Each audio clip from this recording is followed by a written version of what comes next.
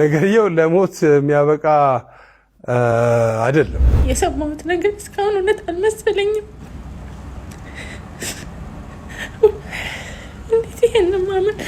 ይሄን እንዴት ማመን ይቻላል? ነፃነት ወርቅነህ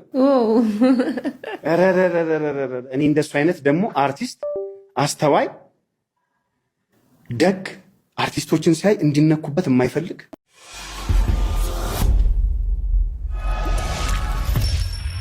ሰላም ጤና ይስጥልን። የተከበራችሁና የተወዳችሁ ውድ የዩቲዩብ ቻናል ቤተሰቦቻችን እንዴት ናችሁልን? እንግዲህ እንደሚታወቀው ትላንትናው ዕለት የተወዳጁ ተዋናይ ኮሜዲያን እንዲሁም ጸሐፊ አዘጋጅ የሆነው ነፃነት ወርቅነህ ህልፈት ተሰምቷል። እንግዲህ ይህን ህልፈትም ተከትሎ በርካቶች ሀዘናቸውን እየገለጹ ነው። የተሰሙ አዳዲስ መረጃዎችን ወደ እናንተ ለማድረስ ወደናል። የቀብር ስነ ስርዓቱ የሽኝት ወይም ደግሞ የስንብት መርሃ ግብሩ የት ይካሄዳል፣ የቀብር ስነ ስርዓቱ ስንት ሰዓት ነው የሚፈጸመው የሚለውን እናያለን። የነፃነት ወርቅነህን የህይወት ታሪክ እንደዚሁ እንግዲህ ብዙ የሚነገር ነገር አለው፣ ግን በአጭሩ የህይወት ታሪኩ ምን ይመስላል የሚለውን እናይና የስራ ባልደረቦቹስ እንግዲህ ምን አሉ የሚለውን እንደዚሁ የምንመለከት ይሆናል። እንደዚሁም ሌላ አንድ አነጋጋሪ ጉዳይ ተፈጥሯል ዛሬ፣ እሱንም እንደዚሁ ወደ እናንተ የምናደርስ ይሆናል። ከመሸጋገሪያ በኋላ ተመልሰን ስንመጣ እንግዲህ ያልኳችሁን ነገሮች የምንመለከት ይሆናል። በድጋሚ ግን በተዋናይ ነፃነት ወርቅነህ ህልፈት የተሰማንን ጥልቅ ሀዘን መግለጽ እንወዳለን። በርካቶች አዝነዋል። ከሊቅ እስከ ደቂቅ፣ ከሚልቅ እስከ ተላኪው፣ ከትልቅ እስከ ትንሽ፣ ከፖለቲከኛው እስከ ተራ ነዋሪው እንግዲህ ብዙዎችን ያሳዘነ ህልፈት ነው። ብዙዎች አዝነዋል። ብዙዎች ጥልቅ ሀዘን ውስጥ ናቸው ያሉትና ለሁሉም ኢትዮጵያውያን እንዲሁም ለቤተሰቦቹ መጽናናትን በኢትዮ ኢንፎ ስም የምንመኝ ይሆናል። እንዳልኳችሁ ግን ከመሸጋገሪያ በኋላ ስንመጣ የስራ አጋሮቹ ምን አይነት መልእክት አስተላልፈዋል የሚለውን እንመለከታለን። ከዛ ውጪ የቀብር ስነስርዓቱ የሽኝት ፕሮግራሙ የት ይካሄዳል? እንግዲህ የአርቲስት ነፃነት ወርቅነህን የህይወት ታሪክ እንደዚሁ የምንመለከት ይሆናል። የተከታተላችሁን አብራችሁን ቆዩ።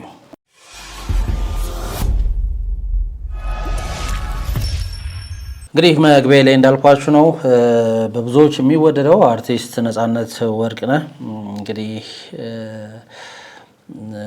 ወደ ሕክምና ተቋም በእግሩ ሄዶ ነው እንግዲህ ህልፈቱ የተሰማው። ከዚህ በፊት እንደዚሁ ታሞ ወደ ህንድ ሀገር ለሕክምና ሄዶ እንደመጣ ከዛም ከዚህ ከህመሙ ጋር በተያያዘ የተወሰኑ ማብራሪያዎችን በኢቢኤስ ቴሌቪዥን ላይ ሰጥቷል። ህመምስ ምንድን ነበር? እስቲ ለኦዲየንስ ግልጽ መናገር ህመሙ እንኳን ያው እንደዚህ ነው ምናምን ከሚባል ኦልሬዲ የመዳን ሪከቨር የማድረጉ ነገር ስላለ የፋት ሰው ውፍረትን ተከትሎ ሊቨር የሚጫን ነገር አለ። ያንን ነገር በመቀነስና እንትን በማለት ማስተካከል አለብኝ ነው። እነዚህ ነገሮች እንግዲህ ከቤተሰብ ሲመጣሉ አንዳንዴ እና አሁን አሪፍ ነኝ፣ ደህና ነኝ ያለሁት። ነገርየው ለሞት የሚያበቃ አይደለም። በየማሉ አሁን እኔ አሁን መጨረሻ ሲሄድ ከዚህ ነው የሄድኩት። ቀረጻ ነበረኝ። ቀረጻ ቀርጬ ነው ማታ ፍላይት የነበረኝ።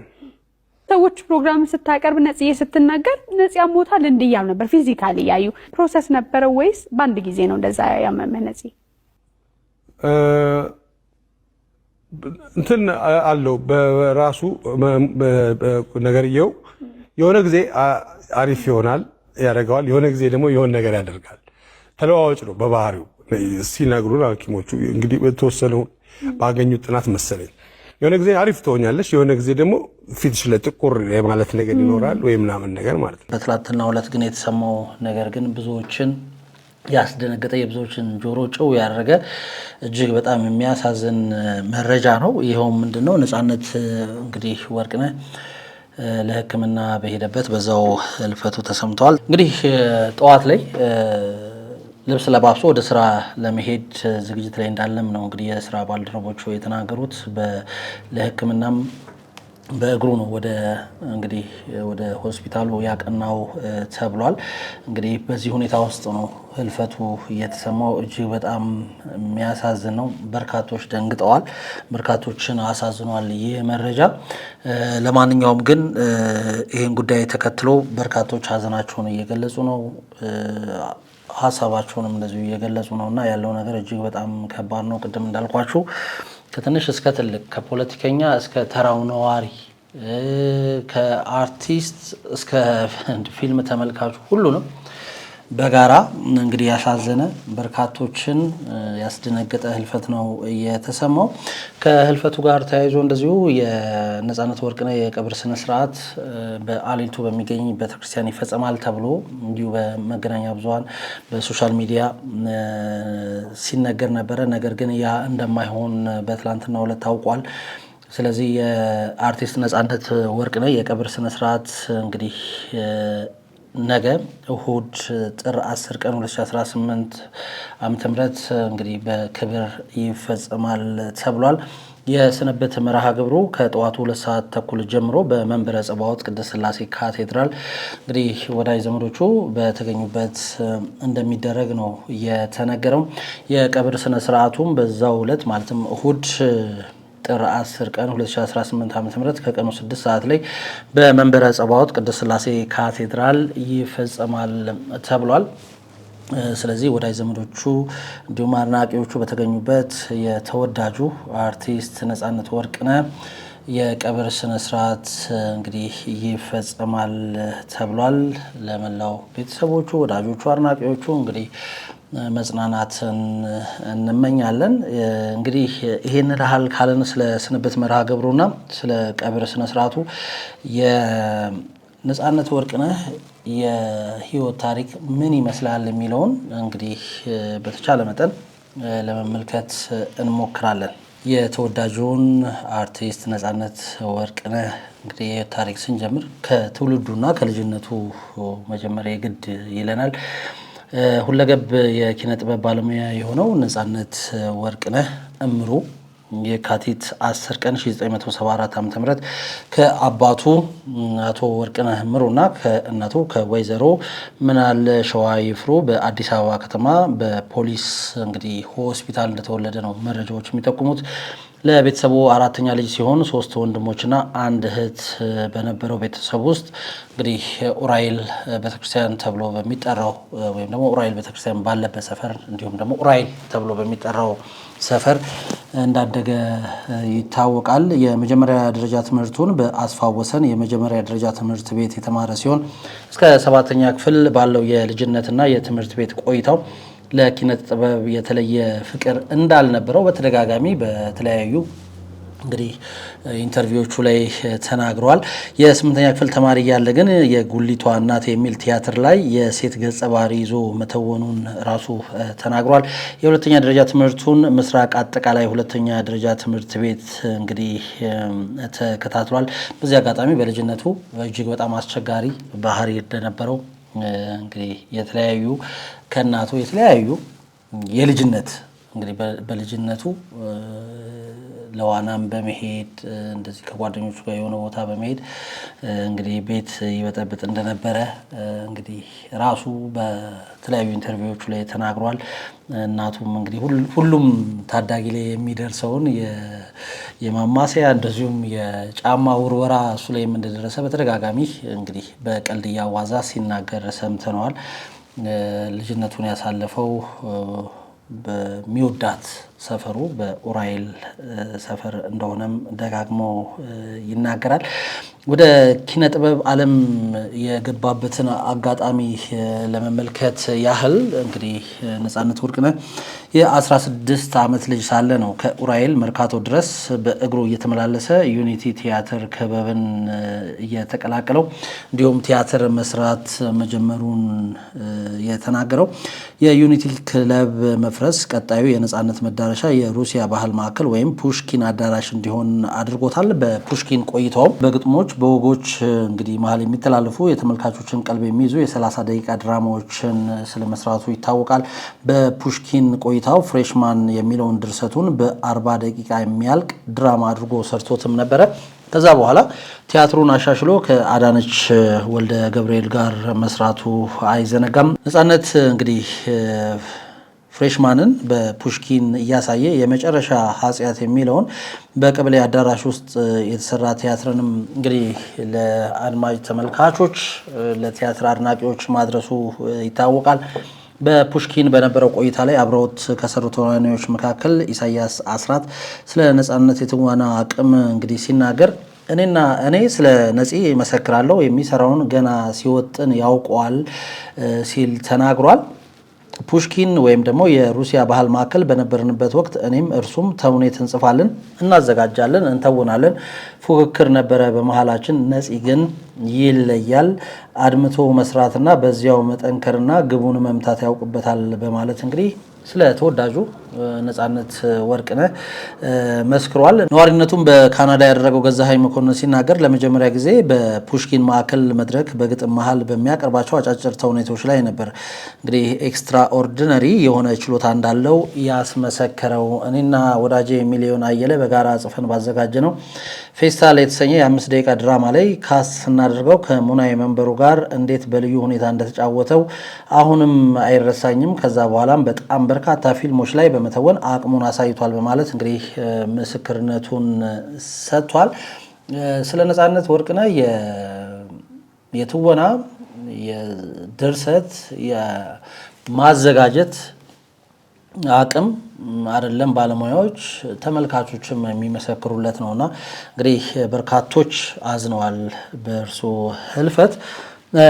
እንግዲህ የነጻነት በኪነ ጥበባዊ አበርክቶቹን እንመልከት። የመጀመሪያው እንግዲህ በርካቶች ጋር የደረሰው በቲያትር ዘርፍ ነው። ነጻነት ወርቅነህ በቲያትር ዘርፍ እንግዲህ ምን አበርክቷል የሚለውን እንመልከት። ለመጀመሪያ ጊዜ በቲያትር ቤት ደረጃ የሰራ ሲሆን በመቀጠልም በብሔራዊ ቲያትር ካብ ለካብ የሚል ቲያትር ላይ የትወና ብቃቱን አሳይቷል። የዳዊት እንዚራ፣ ፍሬሽማን፣ የጓሮ ጌታ፣ የብሩክታዊት ስጦታ የተባሉ ቲያትሮችን የሰራ ሲሆን ፍሬሽማን የራሱ ድርሰትና በህዝብ ዘንድም ከፍተኛ ተቀባይነት ያገኘው ስራው ነው። በርካቶች በነገራችን ላይ ስለ ፍሬሽማን ሲነሳ በርካቶቻችን እንግዲህ ቲያትርን የምንወድ ወይ ደግሞ ቲያትርን ያየን እንደዚሁም ደግሞ በአሁን አጋጣሚ ቲያትርን ፍሬሽማንን ያየን ሰዎች ደጋግመን ያየነው ቲያትር ነው። ሁሌም የሚገርመኝ ይሄ እንግዲህ ቲያትር በየሳምንቱ አዳዲስ ነገር እላዩ ላይ ይገኝበታል። ባለፈው ሳምንት ያየኸውን አይደለም በዚህኛው ሳምንት ደግሞ አዲስ ነገር ተጨምሮበት አዲስ ሳቅ ጨምሮ እንግዲህ ብዙዎችን ደጋግመው ይህን ቲያትር እንዲመለከቱ አድርጎታልና ይሄም እንግዲህ የነጻነት ወርቅነህን ምን ያህል የፈጠራ ብቃት እንዳለው ምን ያህል ለትወና እንደተሰጠ የሚያሳይ ነው። በርካቶችም ፍሬሽማንን ደጋግመው አይተውታል። በእርግጠኝነት መናገር የሚችለው አንዴ ብቻ አይቶ ያቆሙት ጥቂት ናቸው። ስለዚህ በየሳምንቱ ተደጋጋሚ ሰዎች ገብተው ይህንን ቲያትር አይተውታል። ቅድም ብያችኋለሁ ፍሬሽማን በተለያዩ የዓለም ሀገራትም እንግዲህ ተዘዋዝሮ ለተመልካች የቀረበ ፊልም ነው። ሌላው ምንድነው እንግዲህ ነጻነት ወርቅነህ በቴሌቪዥን ድራማና በሬዲዮ ድራማም እንደዚሁ ይታወቃል። በኢትዮጵያ ቴሌቪዥን ሲተላለፍ በነበረው ስንቅ ፕሮግራም ላይ ባለቤትነቱ የአለልኝ መኳንንትና የጥላሁን ዘውገ ፕሮግራም ላይ በድርሰት በአዘጋጅነት በዳይሬክተርነት እንዲሁም በተዋናይነት ሰርቷል። ጥላሁን ዘውገ ስለ ነጻነት ሲመሰክርም ነጻነት ከትወና ባሻገር የማዘጋጀት ችሎታ ስለነበረው ድራማዎችን እንዲያዘጋጅ እድል እንሰጠው ነበረ ብሏል። በአዲስ አበባ ከተማ መስተዳድር ቴሌቪዥን በሚተላለፈው መስኮት በተሰኘ የ5 ደቂቃ ድራማዎች ላይ በበርካታ ድርሰቶች ላይ የነጻነት አሻራን ማግኘትም ይቻላል። በሬዲዮ ድራማዎች ላይ በድርሰት በኢትዮጵያ ሬዲዮ እንዲሁም በኤፍኤም 97.1 ላይ በተላለፉ ድራማዎች ላይም እንዲሁ ቀጥታ ተሳታፊ ነበረ።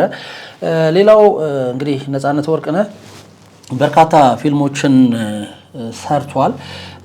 እንግዲህ የትኞቹን ሰርቷል የሚለውን እንመልከት። የመጀመሪያ ፊልሙ የማይደረስበት የሚለው ሲሆን ኪሳራ ላይ የጣለው ፊልም ነው ይህ ፊልም ማለት ነው የማይደረስበት። ከዛ በኋላ FBI 1 እንደዚሁም 2 3 ብሎ ፊልሞችን ሰርቷል። የአንቹ ሌባ 1 እና 2፣ ሚስተር ኤክስ፣ ባለቀለም ህልሞች፣ ስለማይዘነጋው ውለታ፣ እድል ሀ የተሰኙ ፊልሞችን የሰራ ሲሆን የኤፍቢአይ 1 የኤፍቢአይ 2 እንዲሁም የኤፍቢአይ 3 ፊልም ደራሲ እሱ ሲሆን በባለቀለም ህልሞች ፊልም ላይ በዳይሬክቲንግ እንዲሁም በሚስተር ኤክስ ፊልም ላይ ደግሞ በድርሰት መሳተፉ ይታወቃል። በህዝብ ዘንድ በባለቀለም ህልሞች፣ በአንቹ ሌባ እንዲሁም በኤፍቢአይ ፊልሞች የተለየ አድናቆትና ተወዳጅነትን እንዲሁ ሊያገኝ ችሏል። በዚህ ፊልሞቹ ላይ ከበርካታ ተዋናያኖች ጋርም እንግዲህ ሰርቷል። አዳዲስ ፊቶችንም እንግዲህ ለፊልሙ ዓለም ማበርከት ችሏል። በነዚህ ስራዎቹ ላይ ነፃነት እንግዲህ ቅድም እንዳልኳችሁ ነው ደራሲ፣ ተዋናይ፣ ዳይሬክተር ብቻ አልነበረም። ጎበዝ የቴሌቪዥን ፕሮግራም አቅራቢ ጭምር እንጂ በተለይም በኢቢኤስ ቴሌቪዥን በሚተላለፈው የቤተሰብ ጨዋታ በየፕሮግራሙ አዳዲስ ቃና እየጨመረ ለዓመታት ፕሮግራሙ በህዝብ ልብ ውስጥ እንደተወደደ እንዲሁም ሳይሰለች እንዲታይ አስችሎታል። ከቴሌቪዥን ፕሮግራም አቅራቢነቱ በተጨማሪ የተለያዩ ማስታወቂያዎችን እንዲሁም መድረኮችን መልእክቶቻቸው ሳያጡ በሳቅ እንዲታጀቡ አድርጎ ማቅረቡም ላይ የሚደርስበት የለም። በአጠቃላይ ነፃነት የዘርፈ ብዙ ባለሙያ ባለቤት ነበር ማለት ይቻላል። ተወዳጁ ተዋናይ ነፃነት ወርቅነህ ሌሎች ሲደሰቱ እንግዲህ ከማንም በላይ የሚደሰት ልበቀና እንደሆነ ወዳጅ ዘመዶቹ በቅርብ የሚያውቁት ሁሉ ይመሰክሩለታል። በበርካታ ችግሮች ቢያልፍም ሳቅን ከምንም በላይ መድኃኒት ነው በሚለው አስተሳሰቡ ለዓመታት ዘልቀዋል። አብረውት ለሚሰሩ የኪነ ጥበብ ባለሙያዎች ልዩ ክብር ያለው ነፃነት ለሰዎች በመድረስ የሚያምን በሰዎች ደስታና ሐዘን ጊዜ ቀድሞ የሚገኝ መሆኑን እንግዲህ ቅድም እንዳልኳችሁ የቅርብ ሰዎቹ ይመሰክሩለታል። እንዲህ ጓደኛሽ ነፃነት ወርቅነህ እኔ እንደሱ አይነት ደግሞ አርቲስት አስተዋይ፣ ደግ አርቲስቶችን ሲያይ እንዲነኩበት የማይፈልግ እንዴ ኢንተርቪው እኮ ትልልቅ አርቲስቶችን ሲያስደርግ እኮ ጸጉር መሳሪያ እንኳን ያስፈልጋቸዋል ብሎ እኮ ብዙ ብር የሚሰጥ ነው ለራሱ በተሰጠው። ነፃነት ወርቅነህ አከብራለሁ። ምርጥ አርቲስት ማርያምን ነፂ እንግዲህ ካነሳ አይቀር በጣም ወዳጄ ነው። አብረን 14 ዓመት እንግዲህ ከተዋወቅን በጣም ብዙ ስራዎችን ሰርተናል። ቲያትር ሰርተናል፣ ፊልም፣ እንዲሁም ደግሞ ጓደኛ ነን። በጣም ነፂ እንዳነሳኸው በጣም በቃ የሚገርም ልብ ያለው ሰው ነው። ነፃነት እኮ አድባር በደንብ ደግሞ ቀድሞ ገብቶታል መሰለኝ። ከበፊት ጀምሮ እሳቱ ሰዓትን በደንብ እያስተዋወቀ ነው። ወንድሜ ነው እኮ ለኔ እንደ ወንድማማች ነው። ዱሌስ የሆነ ነገር እንመካከራለን። አንቺ 22 ነፂ ጋር የምናመሽበት አርቲስቶች የሚያገኙበት ቤት ነበር። ነፃነት ልክ ያን ሰፈር ሲረግጥ ኪዲ ጋር እኮ ነው ግራንድ ሰፈሩ ነው የሚስቀው። መድኃኒዓለም ለዛም ብር ይሰጣል፣ ለዚህም ብር ይሰጣል፣ ለዛም ብር ይሰጣል። ሰው አይሰለች፣ ሰው ነው የሚወደው። አይገርም? በጣም ለሰው ያለው ቫሊው የነፃነት ደግሞ ያስደንቃል። ደግሞ ብቃት ያለው አርቲስት ነው። አይገርም? የሰራቸው ፊልሞች እኮ እንደ እንትን እኮ ነው፣ እንደ ወተት ራሱ አይሰለችም፣ ይደጋገማሉ። ቴሌ ብለሽ ጥሪኝ፣ ቴሌ ወዬ የሆነው ሲል ያስቃል እኮ ነፂ። በጣም ገዳይ ሰው ነው። ናቹራል ነው። አዎ ነፃነት ወርቅነህ በጣም ነው የምወደው። ነፃነት ወርቅነህ እንደሚታወቀው ከባለቤቱ ከንጹህ ዘር በላይ ጋር ትዳር የመሰረተ ሲሆን የ3 ልጆች አባትም ነው። ልጆቹ የ18 የ15 እና አሁን ላይ የ9 ዓመት ዕድሜ ሲኖራቸው የመጀመሪያ ልጁ ኦራገን ስቴት ዩኒቨርሲቲ ነፃ የትምህርት እድል አግኝቶ እየተማረ እንደሆነ መረጃዎች ይጠቁማሉ። ሁለተኛ ልጁ የሁለተኛ ደረጃ ትምህርት መከታተል እንደጀመረች ታውቋል። የመጨረሻ ልጁ ለፒያኖ ፍቅር እንዳላት ከወራት በፊት ራሱ ገልጾ ነበረ። ስለዚህ ትኩረቷን ወደ ሙዚቃ ታደርጋለች ተብሎ ይጠበቃል። እንግዲህ ተወዳጁ ተዋናይ፣ ዳይሬክተር፣ ደራሲ፣ የቴሌቪዥን ፕሮግራም አዘጋጅ፣ የማስታወቂያ ባለሙያ የሆነው ነፃነት ወርቅነህ እጅግ በጣም በሚያሳዝን ልብን በሚሰብር ሁኔታ አርብ ጥር 8 ቀን 2018 ዓ.ም 44 ዓመቱን ሊይዝ 30 ቀናት ሲቀሩት እንግዲህ ከዚህ ዓለም በድካም አርፏል። ይህንንም ተከትሎ በርካቶች ሀዘናቸውን ገልጸዋል። ብዙዎች ተሰብረዋል። ብዙዎች ዜናውን የውሸት በሆነ ብለው እንግዲህ ገልጸውታል። አርብ ጥር 8 ጠዋት ላይ እንግዲህ ለስራ ለባብሶ ከቤት እንደወጣ በዛው ህመም ሲሰማው ወደ ሆስፒታል እንዳቀና እዛም እንዳለ በድንገት ማረፉ ነው የተሰማው። ይሄም ብዙዎችን አስደንግጧል። እንግዲህ ቅድም እንዳልኳችሁ የሱ ሀዘን ብዙዎችን እንግዲህ አስደንግጧል። የስራ ባልደረቦቹ እንዲሁም የተወሰኑ ታዋቂ ሰዎች ምን አሉ የሚለውን እንመልከት። እንግዲህ ተዋናይት መሰረት መብራቴ እጅግ መረበሽና ጥልቅ ሀዘን ውስጥ መውደቋ ተናግራለች። ተዋናይት መሰረት ይህንን አስደንጋጭ ዜና የሰማችው ለስራ ጉዳይ ወደ ውጭ ሀገር ተጉዛ መዳረሻዋ ላይ እንደነበረም እንደዚሁ አስታውቃለች። ሁኔታው እንዴት ያለ ዱብዳ ነው ስትል የገለጸችው መሰረት መብራቴ ዜናውን የሰማችበትን መንገድ ስሜቷን በእጅጉ እንደጎዳውም አልሸሸገችም። አርቲስቷ እንዳለችው ለጉዳይ ወደ አንድ ሀገር ተጉዘን አውሮፕላን ማረፊያ እንደደረሰች የአውሮፕላን አስተናጋጆች ወይም ደግሞ ሆስተሶቹ እንግዲህ የተወዳጁን አርቲስት የነጻነት ወርቅነህን ህልፈት ዜናውን እንዳረዷት ተናግራለች። በአጋጣሚ ለጉዳይ ወደ አንድ ሀገር እየተጓዝኩ በመዳረሻ ሆስተሶቹን ነበሩ ይህንን መርዶ ያረዱኝ። በእንዲህ ያለ መልኩ የወዳጅን ህልፈት መስማት እጅግ ልብ ይሰብራል ስትል እንግዲህ መሰረት መብራቴ የገጠማትን ድንጋጤና የልብ ስብራት ተናግራለች። ምን እንደምል እንኳን ግራ ይገባል በማለት የሀዘኑን ክብደት ገልጻለች። ነጻነት እንግዲህ መሰረት መብራቴና ነጻነት ፍሬሽማን የተባለውን ተወዳጅ ቲያትር እንግዲህ በአሜሪካ የተለያዩ ግዛቶች ሚኒሶታ፣ ዋሽንግተን ዲሲ፣ ሲያትል፣ አትላንታ፣ ዳላስ ወዘተ እየዞሩ እንግዲህ እየሰሩ ሲሆን እንግዲህ ለነጻነት ወርቅነህ ያላትን ክብር ስትገልጽ ነጻነት ወርቅነህ በኪነ ጥበብ ስራዎቹ በማይጠገብ ቀልዱና ጨዋታው እንዲሁም በቁም ነገሩ በህዝብ ዘንድ ሲታወስ እንደሚኖር ምስክርነቷን ሰጥታለች። በመጨረሻም የቅዱሳን አምላክ ነፍስን በእቅፍ ያኑረው ስትል የተሰናበተች ሲሆን ለቤተሰቦቹ፣ ለወዳጅ ዘመዶቹ እንዲሁ መጽናናትን ተመኝታለች። ሌላዋ ተዋናይ ባዩሽ ከበደ ወይም ሚጡ እንግዲህ በኦፊሻል የፌስቡክ አካውንቷ ይህንን አጋርታለች። ወንድሜ ጓደኛዬ ነጽዬ ምን ብዬ ልጻፍልህ የኔ ወንድም የኔ የዋህ፣ አንተ እኮ ሁሉንም በሆድህ ነው ዝም እንዳልክ ሄደህ ታውቃለህ። በጣም እንደምወድ ነጽዬ፣ ብዙ ነበር ልንሰራ ያቀድነው፣ ደህና ነኝ ብለኸኝ ነበር፣ ሸወርከኝ። ለስንብት ነው እንደዛ ስታስቀኝ የነበረው፣ ነፍስህ በሰላም ትረፍ ነጽሾ ብላ እንግዲህ ሀዘኗን ገልጻለች። ሌላው እንግዲህ በአንቺው ሌባ ፊልም ላይ በጋራ አብረው የሰራችው አርቲስት ሳሃር እጅግ በጣም አዝና እንግዲህ እያለቀሰች የሚያሳይ አንድ ቪዲዮ ተለቋል። ሳሃር አብዱል ከሪም እንደሚታወቀው ተዋናይ ነች። ወደ ፊልምም ከነጻነት ጋር ነው እንግዲህ በደንብ የመጣችሁ ማለት ይቻላል። እስቲ ቪዲዮን አብረን እንከታተለው። ምን አለች የሚለውን እንስማ። የሰማሁት ነገር እስካሁን እውነት አልመሰለኝም። እንዴት ይሄን እንዴት ማመን ይቻላል?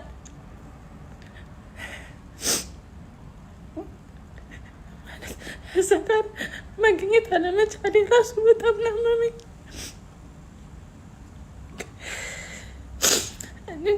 ለቤተሰቦቹ እግዚአብሔር መጽናኛውን ይስጣቸው። የሁላችንንም ሳቅ ነው የወሰድክብን። እነዚህ ማመን ነው ማለት ብለው ያንተን መቀበል አልችልም ወንድሜ። እዛ ጋር አለመሆኔ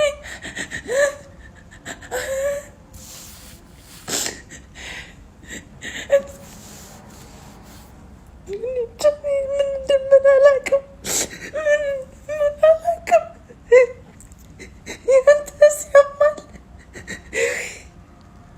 ያንተስ ያማል።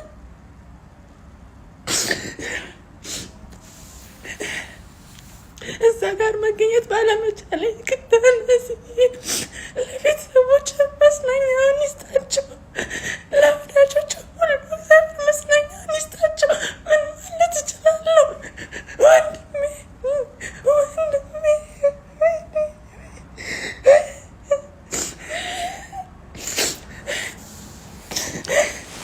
እንግዲህ እንደሰማችሁት ነው ሳሃር አብዱል ከሪም የአንቺው ሌባ ፊልም ላይ አብራው መተወና ይታወሳል።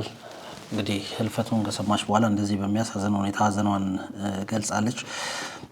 ሌላው እንግዲህ ቅድም እንዳልኳችሁ በርካቶች ሀዘናቸውን ገልጸዋል። ቅድም ብያችኋለሁ ሙያው ላይ ያሉ እንደዚሁም ከሙያው ውጭ ያሉ ሰዎችም እንግዲህ ሀዘናቸውን ገልጸዋል። ይህም የሚያሳየው ነፃነት ምን ያህል በሰዎች ልብ ውስጥ እንዳለና ምን ያህል ሰዎች ቅርብ እንደነበረ የሚያሳይ ነው። በነገራችን ላይ እኔ በጣም እንግዲህ ኢቢኤስ ላይ የቤተሰብ ጨዋታን እየመራ በነበረበት ጊዜ ህፃናት እሱን ኢሚቴት እያደረጉ እንደሱ ለመሆን እንግዲህ ሲሞክሩ የተለያዩ ቪዲዮዎች ወጥተዋል። እንግዲህ ሀዘኑ የህፃናትም ጭምር ነው ማለት እንችላለን። ሌላው የዓለም ጤና ድርጅት ወይም ደግሞ WHO ዋና ዳይሬክተር ዶክተር ቴድሮስ አድሃኖም በታዋቂው ኢትዮጵያዊ አርቲስት ነፃነት ወርቅነህ ድንገተኛ ሞት እንዲሁ የተሰማቸውን ጥልቅ ሀዘን ገልጸዋል። ዶክተር ቴድሮስ አድሃኖም በማህበራዊ ትስስር ገጻቸው ባስተላለፉት መልእክት የአርቲስቱን ከዚህ ዓለም በሞት መለየት ተከትሎ የተሰማቸውን ሀዘን ገልጸው ለሟች ቤተሰቦች፣ ለቅርብ ወዳጆች እንዲሁም ለብዙሃን አድናቂዎቹ ልባዊ መጽናናትን ተመኝተዋል። ቅድም ብያቸዋለሁ። ፖለቲከኞች፣ የተለያዩ ድርጅት ባለቤቶች እንዲሁ ሀዘናቸውን ገልጸዋል። እንደሚታወቀው በእኛም ዩቲዩብ ቻናል መረጃው እንዳደረስናችሁ እንግዲህ ነፃነት ከተወሰኑ ሳምንታት በፊት እንደዚሁ ለአንድ ሪል ስቴት ድርጅት አምባሳደር ሆኖ ስራን በሰፊው ለመስራት እንቅስቃሴ ላይ ነበር፣ ተፈራርሞ ነበረ። እንግዲህ በአጭር ጊዜ ውስጥ ነው ህልፈቱ የተሰማው። ይሄም እጅግ በጣም የሚያሳዝን ነው። እንዳልኳችሁ ነው። እኛም በመጨረሻ በኢትዮ ኢንፎ ስም ይህንን ማለት ወደድን። ተበሳጭተን ስላዝናናህን፣ ተናደን ስላስረሳህን፣ ደብሮን ስላሳከን፣ ነፃነት ሲባል ሳቅና ጨዋታን እንድናስብ ስላደረግከን፣ ለጥበቡ ዓለም ስለከፈልከው ዋጋ በሙሉ እንግዲህ እጅግ ከልብ አድርገን እናመሰግናለን። ነፃነት ወርቅነህ የሳቅ ምንጭ ነው። ነፃነት ወርቅነህ የደስታ ምንጭ ነው። ነፃነት ወርቅነህ የዋህነት፣ የሰው አሳቢነት ልክ ነው። ምናልባት አሁን ስላረፈ አይደለም ይሄንን የሚባለው። በቅርብ የሚያውቁት ሁሉ ይሄን ነገር ይመሰክሩለታል። በስራ አጋጣሚ ከኔ ጋርም 1-2-3 የተገናኝተን ነበረ። ያለውን መልካምነት፣ ያለውን ደግነት፣ ያለውን ጨዋታ አዋቂነት ነው ልትረዱ የምትችሉት አብራችሁ ስትሆኑ። ከራሱ በላይ ለሰዎች የሚያስብ ድንቅ ሰው ነው። በሚሰራቸው የቴሌቪዥን ፕሮግራሞች ላይም እንግዲህ ሰዎች በተቻለ መጠን የሆነ ነገር እንዲያገኙ ለመርዳት የሚሄድበትን ርቀት ሁላችንም የምንመለከተው ነው። ከዚህ በላይ ምስክርነት እንግዲህ አያስፈልገውም። ለማንኛውም ግን ቅድም እንዳልኩት በደበረን ሰዓት ሳቅ ስለሆንከን፣ ባልተመቸን ሰዓት ምቾት እንዲሰማን በፊልሞች በቲያትሮች ስላደርግ እጅግ ከልብ አድርገን እናመሰግናለን። ነፍስ በሰላም ትረፍ ማለት እንወዳለን። ለመላው ቤተሰቦቹ፣ ለወዳጆቹ፣ ለዘመዶቹ እንደዚሁም ደግሞ ለአድናቂዎቹ በሙሉ እንግዲህ መጽናናትን በኢትዮ ኢንፎ ስም እንመኛለን። የነፃነት ወርቅነህን ህልፈት ተከትሎ የተሰሙ አዳዲስ ጉዳዮችን እንደዚህ ወደ እናንተ አደረስን። አብራችሁ ስለነበራችሁ እጅግ ከልብ አድርገን እናመሰግናለን። የቀብር ስነ ስርዓቱ እንግዲህ ለማስታወስ ያህል መቼና የት ይፈጸማል የሚለውን ለማስታወስ ያህል የስንብት መርሃ ግብሩ በነገው ዕለት እንግዲህ በቅድስት ሥላሴ ካቴድራል ቤተክርስቲያን 2 ሰዓት ተኩል ላይ እንግዲህ ወዳጅ ዘመዶቹ፣ ቤተሰቦቹ በተገኙበት ይካሄዳል ተብሏል። እንደዚሁም የቀብር ስነ ስርዓቱ በዚሁ በቅድስት ሥላሴ ካቴድራል ቤተክርስቲያን 6 ሰዓት ላይ እንደሚፈጸም ተነግሯል። ስለዚህ አድናቂዎቹ እንግዲህ በቀብር ስነ ስርዓቱ ላይ በመገኘት ሽኝት እንድታደርጉለት ከወዲሁ ጥሪ እናስተላልፋለን። የተከታተላችሁን አብራችሁን ስለነበራችሁ እጅግ ከልብ አድርገን እናመሰግናለን። መረጃዎቻችን ይህን ይመስሉ ነበር። መልካም ጊዜ